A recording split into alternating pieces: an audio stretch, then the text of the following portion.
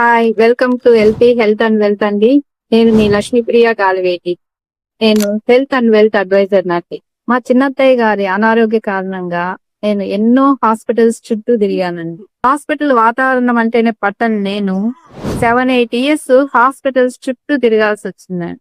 తెలిసిందే కదండి hospitals bills ఈ రోజుల్లో ఏ విధంగా ఉన్నాయో. మాకు అఫోర్డబిలిటీ ఉంది కాబట్టి మేము హాస్పిటల్ బిల్ పే చేయగలిగాం. హాస్పిటల్ బిల్స్ పే చేయలేక కష్టపడి సంపాదించిన ఆస్తులు ఏడ్చుకుంటూ అమ్ముకోవడం నా కళ్ళారా చూసానండి. ఇవన్నీ చూసి నాకు చాలా బాధ అనిపించిందండి. హెల్త్ ఇన్సూరెన్స్ ఉంటే ఈ విధంగా బాధపడాల్సిన అవసరం లేదు కదా అని నాకు అనిపించింది. మాకు కూడా ఫస్ట్ హెల్త్ ఇన్సూరెన్స్ మీద అవేర్నెస్ లేదండి.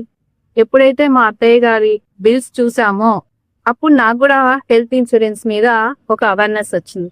ఏం చేయలేమా, మనం ఎందుకు ఈ హెల్త్ ఇన్సూరెన్స్ గురించి అవేర్నెస్ తీసుకురాకూడదు అని నాకు ఆ హాస్పిటల్లో ఉన్నప్పుడు అనిపించింది. అదే నన్ను ఒక హెల్త్ అడ్వైజర్ గా మార్చింది.